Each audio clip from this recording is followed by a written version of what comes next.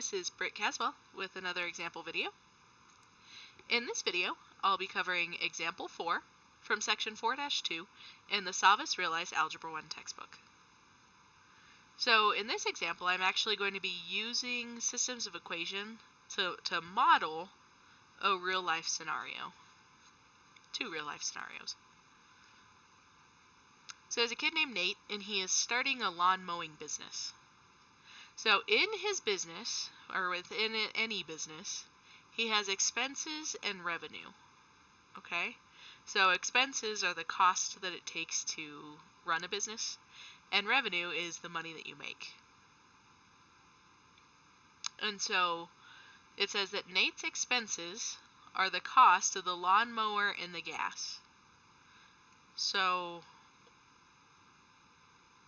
the purple equation that I'm going to make is going to be the amount of money, is my y value, is his expenses here.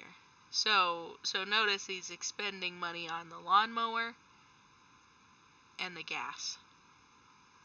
Now the lawnmower, it's just going to cost $200 no matter how many lawns he mows until it breaks.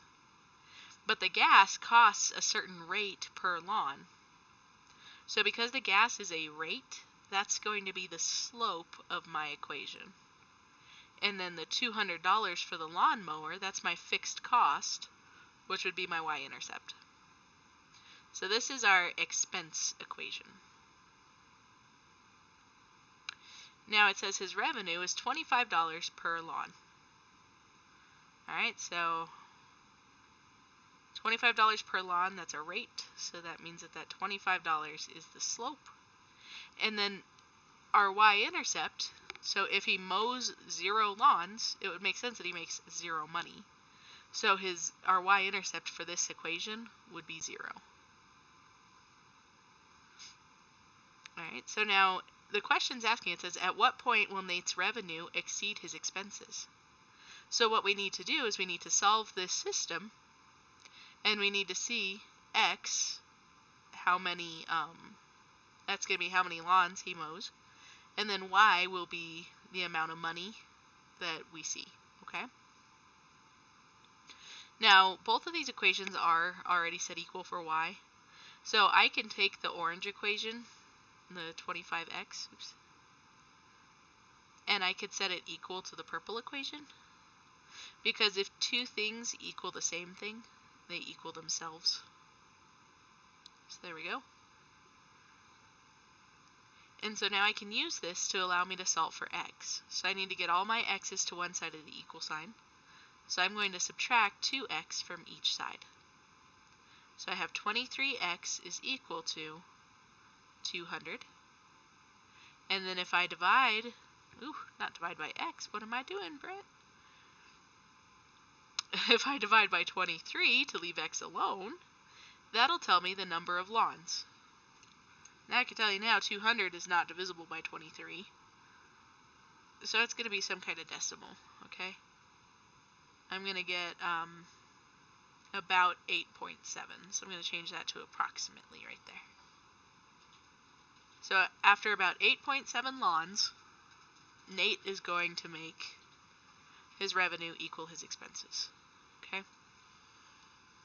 Now, Nate can't just mow 8.7 lawns. Whoever gets 0.7 of their lawn mowed is not going to pay Nate all of his money. So I would probably say, to answer this, Nate's revenue will exceed, which means pass, his expenses at 9 lawns. Now I could plug in that 9 here into the equation, and that'll tell me how much money he'd make for the 9 lawns, but I don't really care about that, because they didn't ask me about it.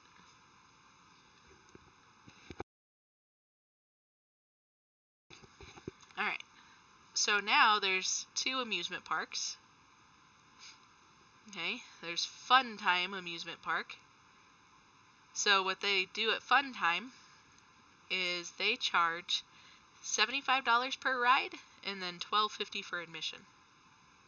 So an amount of money per some kind of unit. That's a rate. So the 0.75 is my slope. And then the 1250 is just a constant amount. Okay, it's how much you get into the park for. So that's my y-intercept.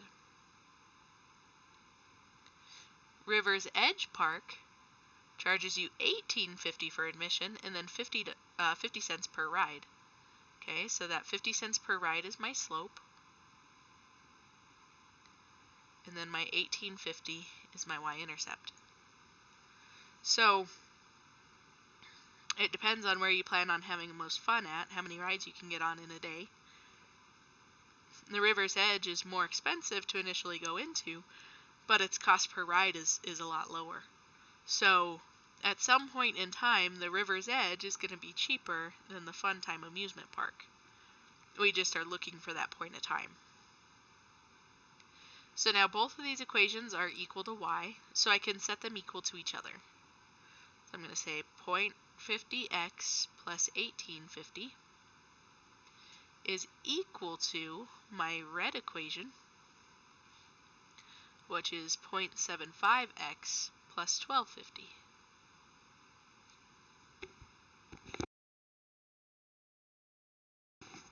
So now what we want to do is we want to get the x alone. So I'm going to subtract 0.50x from each side of the equal sign. So I get 1850 is equal to 0.25x plus 1250.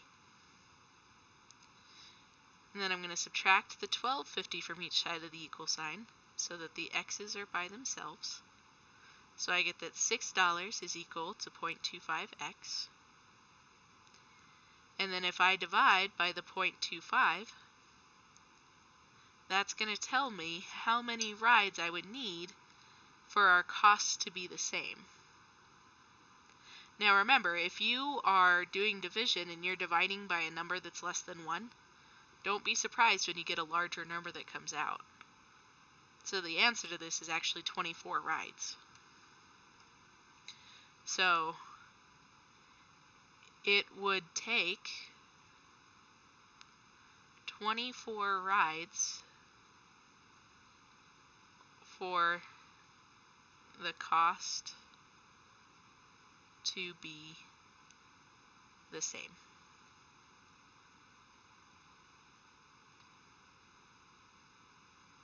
Then you have to think about, can you get on 24 rides within the day that you're there? Alrighty, so that is how we model using some systems of equations. Until next time.